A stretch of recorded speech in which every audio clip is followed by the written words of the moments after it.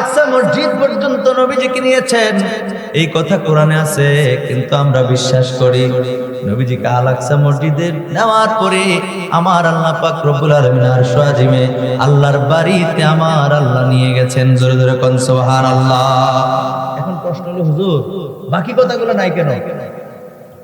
একটা প্রশ্ন আসে না হুজুর, বাকি কথাগুলো কেন নাই? মসজিদে হারাম থেকে মসজিদে আকসা পর্যন্ত আছে কোরআনে, বাকিটা কই? বাকিটা তো আল্লাহ দিলে পারতো, দেন নাই কেন? তাহলে এটার তাফসীর পড়তে হবে। কি পড়তে হবে? তাফসীরের কিতাব ঘাটলে পাওয়া যায় আরবের কাফের বেঈমান মুনাফিকরা, এই মুশরিকগুলি ওই ফিলিস্তিনের জমিনে মসজিদে আকসা তারা চিনতো। মসজিদে আকসার কয়টা দরওয়াজা আছে, কয়টা জানালা আছে, কয়টা গেট আছে, কি কি অবস্থানে এটা আছে, এটা সব কিছু কাফের বেঈমান মুশরিকেরা জানতো। এজন্য আমার আল্লাহ পাক রব্বুল আলামিন আল আকসা মসজিদের কথা বলেছেন, এরপরে বাকিটা আর বলেন নাই। আমি যদি বলি এই শুনেন, আমি যদি বলি কুমিল্লা ব্রাহ্মণপাড়া একটা ভালো একটা জিনিস আছে, সুন্দর একটা জায়গা আছে, এই জিনিস আছে, আপনারা যারা জানেন নাই আপনারা তো বুঝবেন না। কথা কোন ঠিক কিনা? আমি আপনাকে যতই বুঝাই আপনি বুঝবেন না, কিন্তু আপনি যদি কুমিল্লা পর্যন্ত যাইয়া থাকেন তাহলে কুমিল্লা পর্যন্ত চিনবেন। কথা কোন ঠিক কিনা? এই জন্য আমার আল্লাহ পাক রব্বুল আলামিন সম্পূর্ণ ঘটনার কথা না বইলা, সম্পূর্ণ বিস্তারিত এই জায়গার মধ্যে না বলে আমার আল্লাহ মসজিদে হারাম থেকে মসজিদ আকসা পর্যন্ত এই জন্যই বলেছেন, যেহেতু কাফের বেঈমান মুশরিকেরা আল আকসা মসজিদ পর্যন্ত ছিলেন, আর মক্কা থেকে সেই ফিলিস্তিনের জমিনে আল আকসা মসজিদ পর্যন্ত যাইতে সময় লাগে 1 মাস, আইতে সময় লাগে 1 মাস। কতদিন হইল? জোরে কোন কয় মাস? 2 মাস সময় যাইতে আর আসতে। তো আল্লাহ কোরআনের আয়াতে এতটুকু বলছেন, যদি রাতের একটা অংশে বিশ্বাস করে যে বাইতুল্লাহ থেকে মসজিদে হারাম থেকে মসজিদে আকসা পর্যন্ত আল্লাহ ভ্রমণ করাইছে, এতটুকু যদি তাদের বিশ্বাস হয়, যেহেতু তারা এতটুকু পর্যন্ত চিনে, তাহলে বাকিটাও বিশ্বাস করবে। জোরে কোন সুবহানাল্লাহ, আরো জোরে কোন সুবহানাল্লাহ। এই কথাটা একটু হলেও বুঝাইতে পারছি কিনা? বুঝতে পারছেন? তো মসজিদে আকসা থেকে মসজিদে হারাম থেকে আকসা পর্যন্ত গিয়ে আল্লাহর নবী ওই জায়গায় গিয়া নবীজি বুরাকে চড়লেন। চন্দ্র, সূর্য, গ্রহ, নক্ষত্র, Neptune, Pluto, milky, black hole, white hole, ধূমকেতু, নিহারিকা, গ্রহণপুঞ্জ, যা কিছু আছে। এরপরে প্রথম আসমান আদম নবীর সঙ্গে সাক্ষাৎ, সুবহানাল্লাহ। দ্বিতীয় আসমান হযরত ইউসুফ নবীর সঙ্গে সাক্ষাৎ। তৃতীয় আসমান হযরত ইদ্রিস আলাইহিস সালামের সঙ্গে সাক্ষাৎ। চতুর্থ আসমান হযরত ঈসা আলাইহিস সালামের সঙ্গে সাক্ষাৎ। পঞ্চম আসমান হযরত হারুন আলাইহিস সালামের সঙ্গে সাক্ষাৎ। ষষ্ঠ আসমান হযরত মুসা কালিমুল্লাহর সঙ্গে সাক্ষাৎ। তারপরে সপ্তম আসমানের মধ্যে হযরত ইব্রাহিম ও খলিলুল্লাহর সঙ্গে সাক্ষাৎ। সাত আসমানের মধ্যে এই নবীদের সঙ্গে সাক্ষাৎ করে আল্লাহর নবী চলে গেলেন সিদরাতুল মুনতাহা। সিদরাতুল মুনতাহার পরে লা মাকান লা জামান, আল্লাহ পাকের ৭০,০০০ নূরের পর্দা, এক পর্দা থেকে আর এক পর্দার দূরত্ব ৫০০ বছরের রাস্তা। এমনি করে ৭০,০০০ নূরের পর্দা পেরিয়ে ভুলক ছাড়িয়ে আল্লাহর নবী চলে গেলেন আল্লাহ পাকের আরশে। আল্লাহ বলেন, হাবিব আপনাকে আমার স্টেজে এনে, আমার এই জায়গায় এনে আপনার শান, আপনার মান, আপনার মর্যাদা, আপনার তাজিম, আপনার ইজ্জত আমি আল্লাহ পাক রব্বুল আলামিন বুলন্দ করে দিয়েছি। ওয়া রাফা'না লাকা যিকরাক হাবিব, আপনার শানকে আমি আল্লাহ পাক রব্বুল আলামিন কোরআনে আল্লাহ বলছেন, সূরা 90 নম্বর সূরা আল ইনশিরার 4 নম্বর আয়াতে কারিমার মধ্যে আল্লাহ বলেছেন, ওয়া রাফা'না লাকা যিকরাক হাবিব, আপনার শান, আপনার মান, আপনার মর্যাদা আমি আল্লাহ পাক রব্বুল আলামিন সমুন্নত করে দিয়েছি। কুল্লামা যুকিরতামাই, আমার আল্লাহ বলেন, হাবিব আমার নাম যেই জায়গায় আপনার নামও সেই জায়গায়, আমার নামও সেই জায়গায়। হাবিব ধুলুকে বুলুকে, গ্রহে নক্ষত্রে, আকাশে জমিনে, পাহাড়ে পর্বতে, ওয়াজে মাহফিলে, কোরআনে কিতাবে, মসজিদে খানকায় আমি আল্লাহর নাম যেই জায়গায় দুস্থ হে, আপনার নামও সেই জায়গায়। কেউ মাইনাস করতে পারে নাই, পারবে না। ঠিক কি না বলে? আল্লাহু আকবার। ইয়া রাসূল, ভাইরা আমার, বন্ধুরা আমার, আল্লাহর নবী দুজানের বাদশা বিশ্বনবী রাহমাতাল লিল আলামিনকে আমার আল্লাহ যে এত মর্যাদাবান করেছেন, এত সম্মান দিয়েছেন, এতে কি আমরা খুশি নাকি নারাজ? ও মুসলমান, কেমন করে মুসলমান নবীজির শান ও আজমতের কথা শুনলে রাগ হয়ে যায়? কেমন করে মুসলমান নবীজির ইজ্জতের কথা শুনলে মনটা বেজার করে ফেলে? আমার তো বুঝে আসে না, আমার তো বুঝে আসে না রে। আল্লাহ পাক কুদরত আলামিন জিবরাইল আমিনকে পাঠাইলেন। ও জিবরাইল, বলতাম নি কথাটা, ও জিবরাইল, জিবরাইল রে, যাও যাও যাও, আমার বন্ধু নবীরে আমি আল্লাহর আরশ আজিমে তুমি নিয়ে আসো। জিবরাইল আমিন গেলেন বুরাক আনার জন্য, বুরাক নিয়ে যাওয়ার কথা বলেছেন। বুরাক আনতে গিয়া জিবরাইল আমিন জান্নাতে প্রবেশ করে, জান্নাতি বুরাক জান্নাতের মধ্যে দেখলেন 40,000 বুরাক আমার আল্লাহ পাক রব্বুল আলামিন সাজায় রাখছেন। আর একটা দুইটা না, কিন্তু বুরাক তো বাছাই করবে কয়টা? জোরে কোন, সবাই কোন, কয়টা? একটা বুরাক। ও বন্ধুরা রে, একটা বুরাক নিয়ে নবীজি জান্নাত থেকে একটা বুরাক নিয়ে নবীজির কাছে যাবেন নবীকে আনার জন্য। জিবরাইল আমিন 40,000 বুরাক দেখা জিবরাইল আমিন ভাবতে লাগলেন কোনটা নিয়ে কোনটা নেব। একটার চেয়ে একটা সুন্দর, একটার চেয়ে একটা সুন্দর, কত সুন্দর করে আমার আল্লাহ বানাইছেন। 40,000 বুরাক রেডি রাখছেন, আমি কেমন করে বাছাই করব? তিনি চিন্তায় পড়ে গেলেন, আশ্চর্য হয়ে গেলেন। একের পর এক বুরাকগুলি দেখতে লাগলো। হঠাৎ করে দেখে রে, একটা বুরাক একটু দূরে, একটা বুরাক একটু দূরে কান্না করতেছে অঝর দ্বারা। আল্লাহু আকবার বলেন। জিবরাইল আমিন কয়, কি ব্যাপার? সবগুলি বুরাক এক জায়গায়, আর একটা বুরাক একটু দূরে, কেন কান্না করতেছে? ব্যাপারটা কি? জিবরাইল আমিন জিজ্ঞেস করলেন, রে বুরাক, তুমি কেন কান্না করছো? বুরাকের কুদরতি ভাবে আল্লাহর হুকুমে জবান খুলে গেল। বুরাক ডাক দিয়ে কয়, ও লিডার, ও ফেরেশতাদের সর্দার জিবরাইল আমিন, আমি এজন্য কান্না করি, আমি মনে হয় সবার থেকে একটু রোগা সোগা, আমি মনে হয় সবার থেকে একটু স্বাস্থ্য আমার কম, আমি মনে হয় সবার থেকে আমি দেখতে একটু সুন্দর। আরে আল্লাহ পাক রব্বুল আলামিন নবীজিকে মেরাজ করানোর জন্য আল্লাহ পাকের বাড়িতে দাওয়াত দিয়ে নিয়ে আসবেন, একটা বুরাক নিয়ে যাবে। আমি তাদের থেকে দেখতে এত সুন্দর না, আমি তো হয়তোবা আমাকে আপনার পছন্দ হবে না, এই জন্য আমি আগে থেকে নবীর কাছে যেতে পারবো না, এই কথা ভেবে আমি কান্না করতেছি। আল্লাহু আকবার বলেন। আল্লামা ইমাম জালালউদ্দিন সুয়ুতী রাহমাতুল্লাহি তাআলা আলাইহি হাসাসুল কুবরার মধ্যে কথাগুলো উল্লেখ করেছেন। আল্লাহু আকবার বলেন।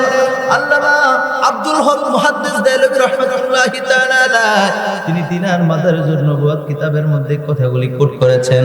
প্রিয় হাজিরিন, বিশ্ববিখ্যাত মুফাসসিরিন কিরাম, মুহাদ্দিসিন কিরাম যে কথা বলেছেন, ওনাদের বাইরে আমাদের চলা কখনোই সম্ভব না। ঠিক কিনা বলেন? বর্তমান নব্য আবিষ্কৃত বেয়াদব যারা রয়েছে, রাসূলুল্লাহর শান ও আজমতকে নিয়ে কটূক্তি করে নবীজির নারে রিসালাতকে বলে ফালতু স্লোগান। আছে না নাই? এই কথা বলেন, আছে না নাই? নারে রিসালাত বললে কয় ফালতু স্লোগান। জোরে বলেন, নারে রিসালাত। আর জোরে, নারে রিসালাত।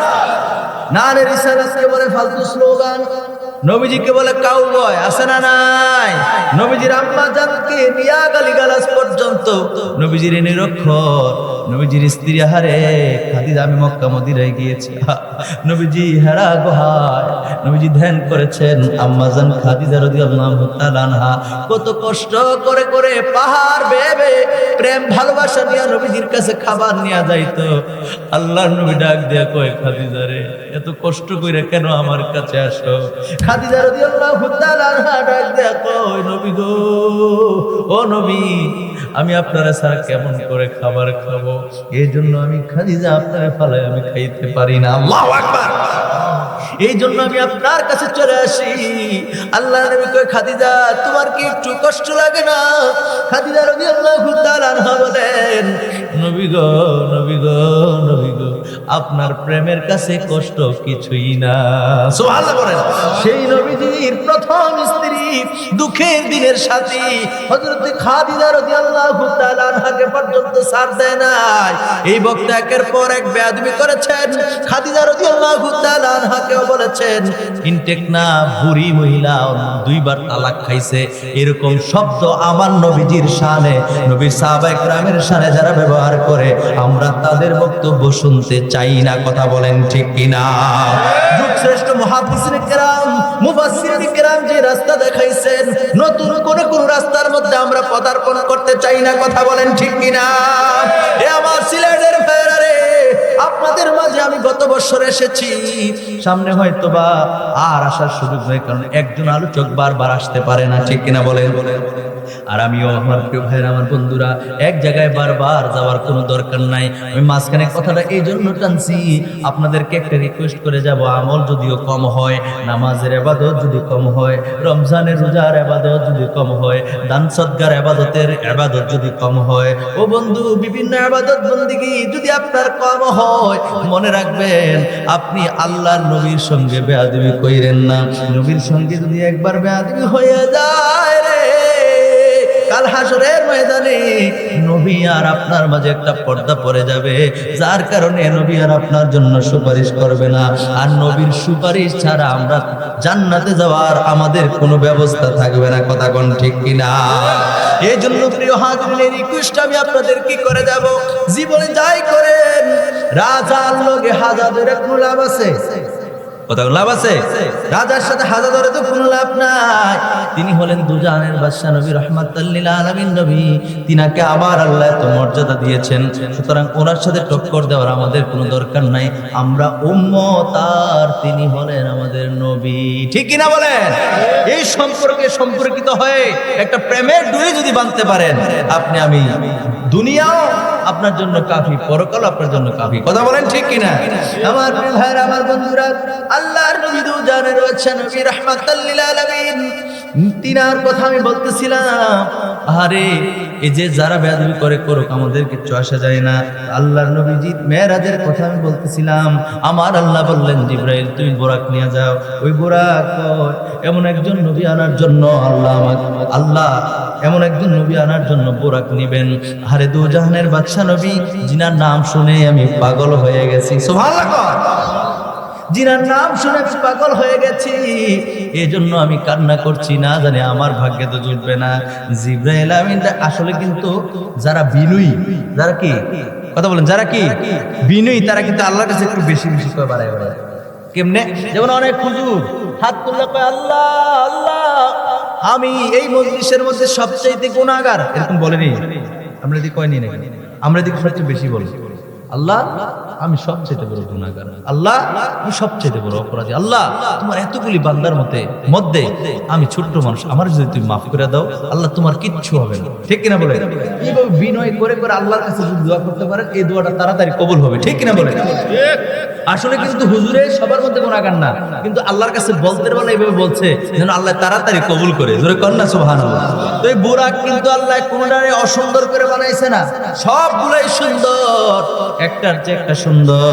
এত সুন্দর করে বুরাক আল্লাহ রেডি করলো, কিন্তু এই বুরাকটার মধ্যে নবীর প্রেমের কারণে কয় আমি হয়তো সবগুলোর থেকে একটু অসুন্দর, আমি মনে হয় সবগুলোর থেকে দেখতে একটু বেশি বালানা, এরকম চিন্তা করে করে কান্না করার কারণে জিবরাইল কয় আমি পাইয়া গেছি রে 40,000 বুরাকের মধ্যে আমি এই বুরাকটাকে বাছাই করে নিলাম। সুবহানাল্লাহ বলে এই বুরাক নিয়ে নবীর কাছে গেলেন, গিয়া নবীজির গিয়া দেখেন উম্মে হানির ঘরে আল্লাহ নবী বিশ্রাম নিচ্ছেন। সুবহানাল্লাহ কোন উম্মে হানির ঘরে নবীজি ঘুমায়। এটার আবার কয়েকটা বর্ণনা আছে, কেউ কেউ বলেন যে হাতিমে কাবার পাশে নবী ঘুমাইছিলেন ওই দিন, কিন্তু সুপ্রসিদ্ধ মত হলো উম্মে হানির ঘরে আল্লাহ নবী বিশ্রাম নিচ্ছিলেন, ঘুমাইছিলেন। জোরে কোন সুবহানাল্লাহ।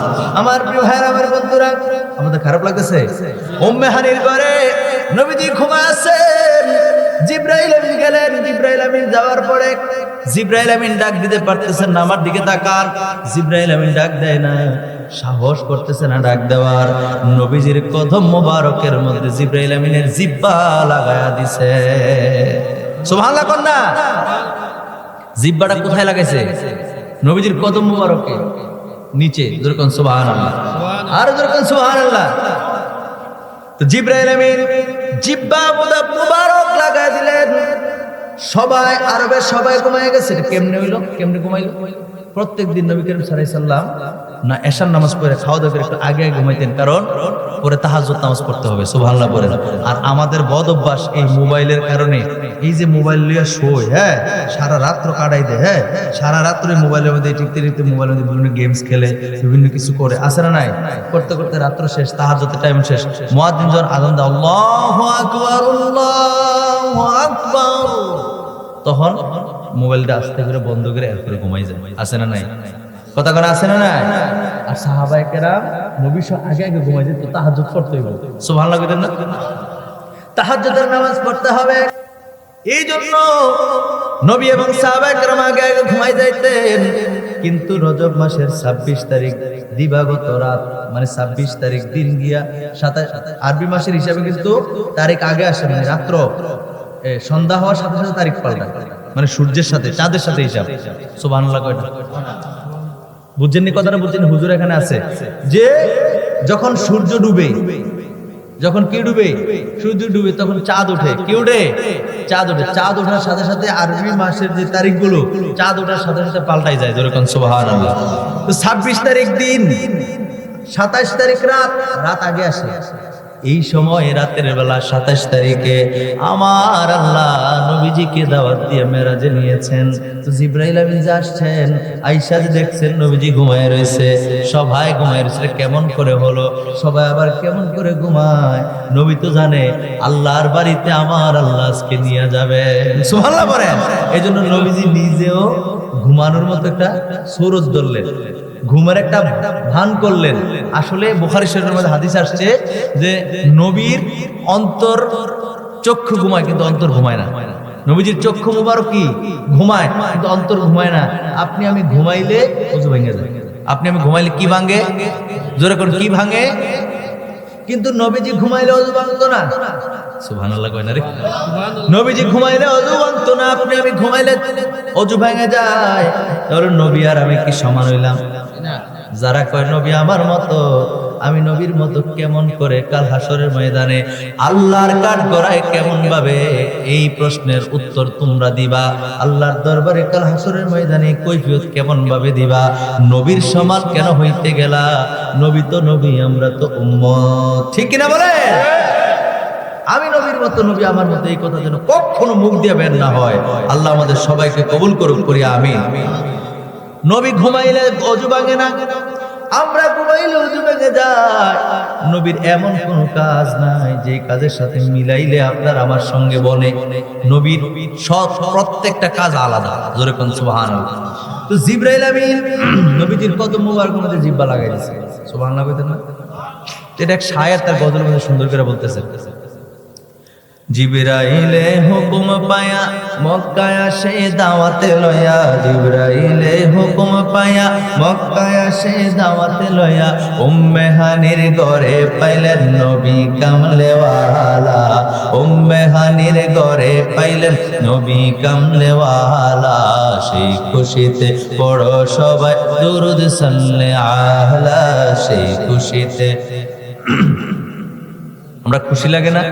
নবীজির আল্লাহ মেরাজ করাইছেন, আল্লাহ দিদা, এটা খুশি লাগে না? আরে কোন নবী রাসূলকে আল্লাহ নেন নাই, এই মর্যাদা কোন নবী রাসূলকে আল্লাহ দেয় নাই, সুবহানাল্লাহ পড়বেন না? এই জন্য আমাদের খুশি হয়ে নবীর উপর বেশি বেশি দুরূদ শরীফ পড়ার দরকার আছে না নাই? সেই খুশিতে পড়ো সবাই দুরুদ সাল্লে আলা, ঘুষখোরের অবস্থা দেখাইলেন, মদখোর গাঁজাখোর ইয়াবাখোর এদের অবস্থা দেখাইলেন, স্বামীর সাথে বেয়াদবকারী স্ত্রী স্বামীর সাথে বেয়াদবি করেছে, অবাধ্য হয়েছে এমন স্ত্রীদের জাহান্নামের এই দৃশ্য দেখাইলেন। একের পর এক নবীজিকে বিভিন্ন পর্যায়ক্রমে জান্নাত জাহান্নামের বর্ণনা করলেন, দেখাইলেন, নবীজিকে দেখাইলেন। আমার প্রিয় ভাইরা, আমার বন্ধুরা, 27টা বছর নবীজি মেরাজ করেছেন, আল্লাহর দিদার করেছেন। 27 বছর পরে নবী যখন আসবেন, আমার আল্লাহ পাক রব্বুল আলামিন তখন উম্মতের জন্য, আপনার আমার জন্য 50 ওয়াক্ত নামাজ গিফট করেছেন, সুবহানাল্লাহ পড়েন। কয় ওয়াক্ত? জোরে কোন কয় ওয়াক্ত? 50 ওয়াক্ত নামাজ গিফট করেছেন। এই 50 ওয়াক্ত নামাজ আমরা কি 50 ওয়াক্ত পড়ি? জোরে বলেন, আমরা কি 50 ওয়াক্ত পড়ি? 50 ওয়াক্ত নামাজ তো আমরা পড়ি না। এটা 5 ওয়াক্ত কেমনে হলো?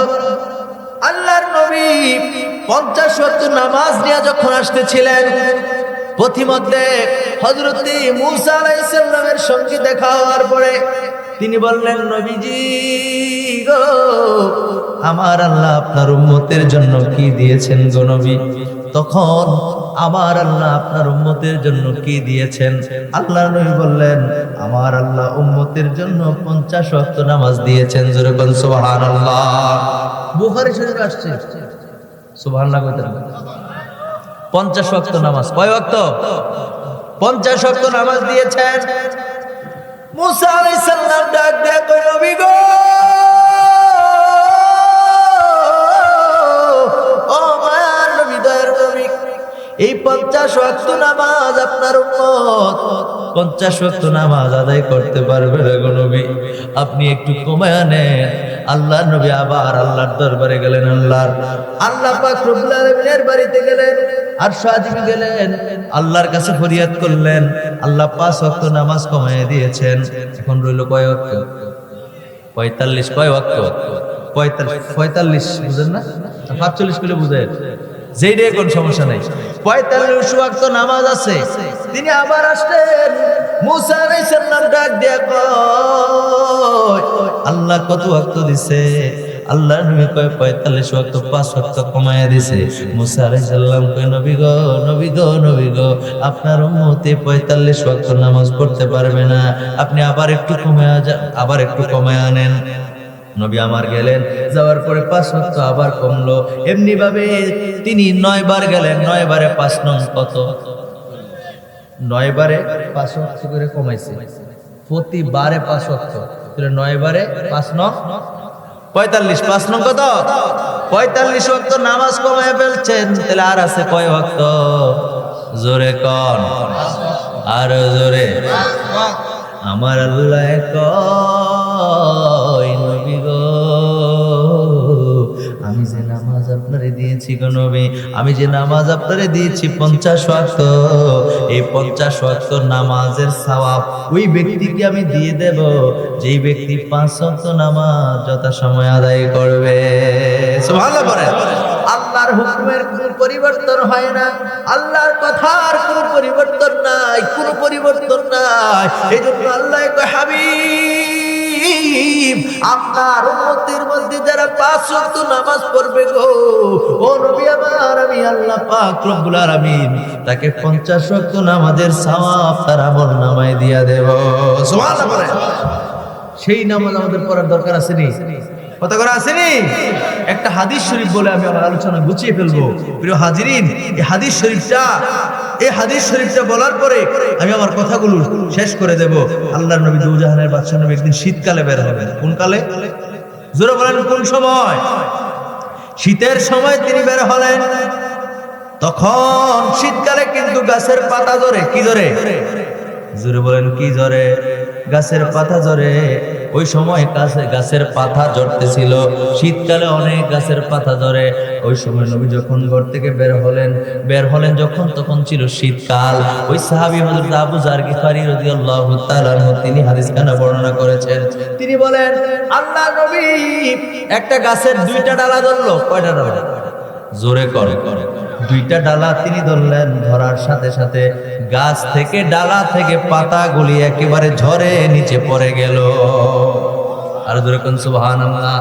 ঝরে পড়ে গেল। এবার নবীজি ডাক দিলেন, ইয়া আবা যাররিন।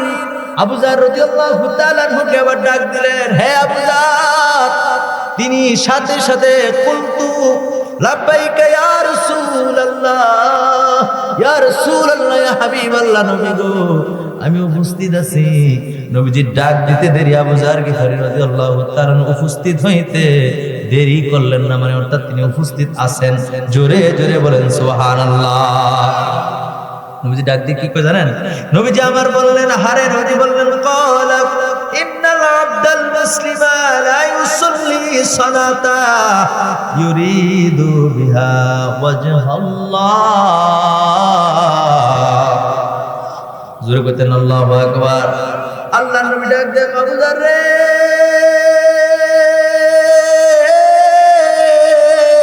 ও আবু যার, শুনো রে, শুনো। ও আবু যার, আল্লাহ পাক রব্বুল আলামিনের নৈকট্য লাভের জন্য নামাজগুলি পড়ে। কার নৈকট্য লাভ? আল্লাহর নৈকট্য লাভের জন্য নামাজগুলি পালন করে। একমাত্র আল্লাহর সন্তুষ্টির জন্য সে নামাজ পড়ে। ও আবু যার শুনে রাখো, আমি নবী গাছের ডালা ধরার কারণে যেমন ভাবে গাছের ডালা থেকে পাতাগুলি জইরা নিচে পইরা গেছে রে আবু যার, ওই বান্দার জিন্দেগীর সমস্ত গুনাহ এইভাবে ঝরে পড়ে যাবে। খুশি হয়েছেন নি? মেশকাত শরীফের 58 পৃষ্ঠার মধ্যে এই হাদিস খানা আছে। আল্লাহর নবী দু জাহানের বাদশা। একটু দূরে সরে পড়ি, আল্লাহুম্মা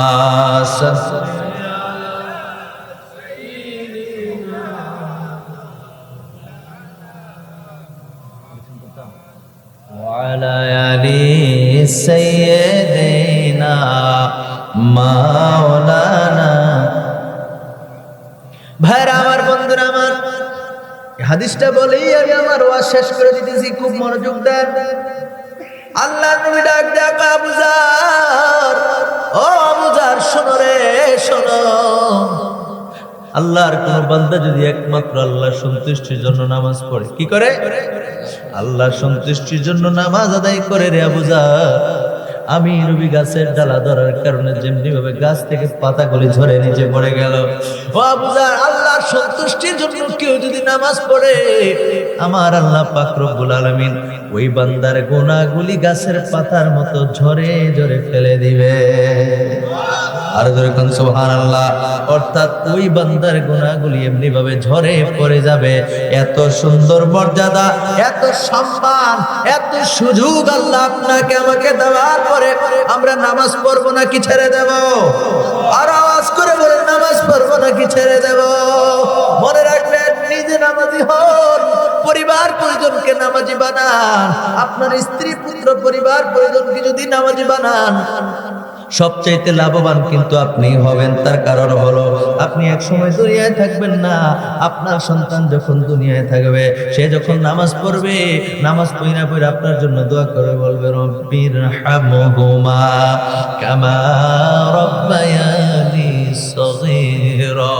আবার বলেন, রব্বিরহামহুমা কামা রাব্বায়ানি সগীরা। জোরে জোরে বলেন আল্লাহু আকবার। আপনি যখন নামাজি বানাইবেন, আপনার সন্তান আপনার জন্য এমনি ভাবে দোয়া করবে। ও বন্ধুরা আমার, ভাইয়েরা আমার, আপনার সন্তানকে যখন আপনি দানবীর বানাইবেন, আপনি নিজে যখন দান করবেন, আপনার সন্তানকে যখন এমনি ভাবে দানবীর বানাবেন, আপনি যখন দান করবেন, আপনার সন্তান দেখবে, কিংবা আপনার সন্তানের হাত দিয়ে যখন আপনি মসজিদ মাদ্রাসা মাহফিলের মধ্যে দান করবেন, সন্তান যখন দেখবে আপনি এক সময় থাকবেন না, আপনার থেকে শিখার কারণে আপনার সন্তানের আমলের সমপরিমাণ সওয়াব আপনার আমল নামায় আমার আল্লাহ দিয়া দিবে। তাহলে আমাদের লাভ না লস? এই কাজগুলি করলে লাভ না লস? এরকম লাভ আপনি কিনা পাবেন না, ক্রয় করে পাবেন না, ঠিক কিনা বলে? এই জন্য দুনিয়ার সমস্ত কাজের ফাঁকে আজান যখন হবে, আপনি আপনাকে সেভ করার জন্য, আপনি আপনাকে সেভ করার জন্য, আপনি আপনাকে জাহান্নাম থেকে বাঁচানোর জন্য, আপনি আপনার উপর আল্লাহর রহমত বরকতের আশা, আপনি দুনিয়ার সব কাজকর্ম বন্ধ করে আপনি নামাজে চলে আসবেন। পারবেন? কথা বলুন, পারবেন? আল্লাহ কবুল করুক, করে না আমিন। আর জোরে করে না আমিন। আমার প্রিয় ভাইরা, আমার বন্ধুরা, আমি আর সেদিকে যাচ্ছি না, আমি আর সামনের দিকে পারবো না। আমার মা বোনদেরকে আমি ডেকে ডেকে একটা কথা বলে যাই, আমার নির্দিষ্ট আলোচনা নির্দিষ্ট সময়ে ছেড়ে দেব। ও আমার মা বোনেরা গো, আপনাদেরকে শুধু একটা মাত্র হাদিস শরীফ বলে যাই। আমি যারা পুরুষ মানুষ, আপনার আমার জন্য প্রিয় হাজিরান অনেক শাস্তি বা অনেক কৈফিয়ত আল্লাহর দরবারে দিতে হবে। যারা পুরুষ, তাদের জন্য সংসারের হিসাব আল্লাহ নিবেন, সন্তানের হিসাব আল্লাহ নিবেন, স্ত্রীর হিসাব পুরুষ থেকে নিবেন, সমাজের নেতৃত্ব যারা দিয়েছে সমাজের হিসাব নিবেন, গ্রামের নেতৃত্ব যারা দিয়েছে গ্রামের হিসাব নিবেন, ইউনিয়নের নিবেন, থানার নিবেন, ডিস্ট্রিক্টের নিবেন, পুরা দেশের হিসাব যেই পুরুষরা পরিচালনা করেছে তাদের থেকে নিবে। কিন্তু মা বোনদের জন্য জান্নাতে যাওয়া খুব সহজ। সুবহানাল্লাহ। মা বোনদেরকে লক্ষ্য করে বলছি, আমার মা বোনেরা গো, অন্তরের কানটা লাগা শোনেন 2টা মিনিট। আল্লাহর নবী কই 4টা কাজ যে নারীরা করবে ওই নারীকে আমার আল্লাহ জান্নাতে প্রবেশ করায়া দিবে। 1 নাম্বার হলো নবীজি বলেন যে নারী 5 ওয়াক্ত নামাজের হেফাজত করবে আমার আল্লাহ পাক রব্বুল আলামিন জান্নাতের 8টি দরজা খুলে দিবেন, যে কোনো দরজা দিয়ে সে জান্নাতে প্রবেশ করবে। মা বোনদের ওয়াজ দেখে সুবহানাল্লাহ কইতেন না? আরো জোরে কর। আমাদের মা বোনদের জান্নাতে যাক আমরা চাইনি নাকি কোন যে দূর দুইনে জি জালাম জ্বালাইছে জাহান্নাম ভরতো কেটে বালা, জান্নাতে নেওয়ার দরকার নাই নাকি এরকম? না না না, আরে ওই কালে আরে ওইখানে তো আর কোন বন্ধু নাই বান্ধব নাই। আছে একটা মানুষ যখন চলে যাবে আপনার শত্রু যদি হয় পারলে তারা মাফ করে দেয়, করবেন আল্লাহ আমি মাফ করেছি তুমিও মাফ করে দাও, তাইলে আল্লাহ আপনারা মাফ করবে। জোরে কোন সুবহানাল্লাহ। 1 নাম্বার বলছি। 2 নাম্বার আল্লাহ নবী কই যেই মহিলা রমজান মাসে রোজাগুলি পালন করবে আমার আল্লাহ পাক রব্বুল আলামিন ওই নারীর জন্য 8টি জান্নাতের দরজা খুলে দিবেন, যে কোনো দরজা দিয়ে জান্নাতে প্রবেশ করবে। 4টার মধ্যে কয়টা কইছি? আরো জোর কর। আর 2টা কি কইতাম না রেখে কইতাম নে? আচ্ছা ঠিক আছে। আমার প্রিয় ভাইরা আমার বন্ধুরা 3 নম্বরে নবী আমার বলেন যে মহিলা শুনেন, যে মহিলা তার কি বলে তার পর্দাপশিদা করে, অর্থাৎ তার ইজ্জতকে হেফাজত করে, লজ্জাস্থানের হেফাজত করে। 3 নম্বরে হলো যে মহিলা তার লজ্জাস্থানের কি করে? জোরে বলুন, লজ্জাস্থানের কি করে? যেই মহিলা তার লজ্জাস্থানের হেফাজত করে ওই মহিলাকে আমার আল্লাহ পাক রব্বুল আলামিন জান্নাত দিয়া দেবে। এখন কয়টা মহিলা আছে তার লজ্জাস্থানের হেফাজত করে, রাতের অন্ধকারে ডাকাডাকি করে, এরকম আছে না নাই? কথা কোন আছে না নাই? পরপুরুষের সঙ্গে মেলামেশা করে, আছে না নাই? এ আমার মা বোনেরা গো,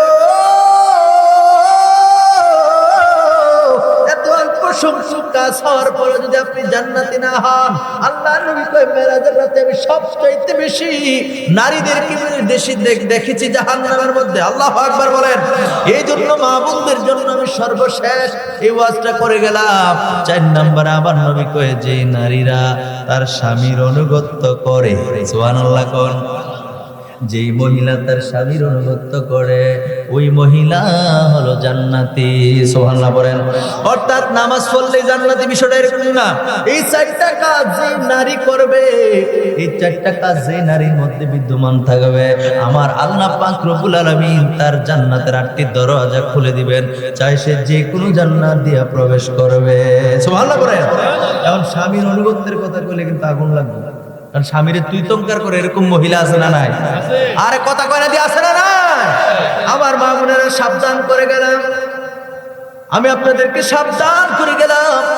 আমাকে বড় মহাব্বত করে আপনারা দাওয়াত করেছেন, আমি জানি না আমি আপনাদেরকে কি উপহার দিতে পেরেছি আজকে, কিন্তু আমি আপনাদেরকে সাবধান করে গেলাম, সবাইকে সাবধান করলাম নবীর সঙ্গে যেন বেয়াদবি না হয়।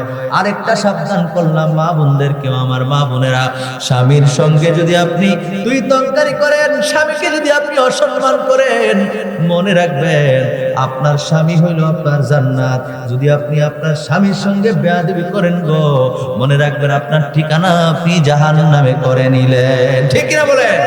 নবীজির হাদিস এত সহজ, 4টা কাজ করলে মহিলারা জান্নাতি। আর এই কাজগুলো করে জান্নাতে না যাইতে পারলে আপনার আমার মতো এরকম কপাল পোড়া আর কেউ নাই। কথা কোন ঠিক কিনা?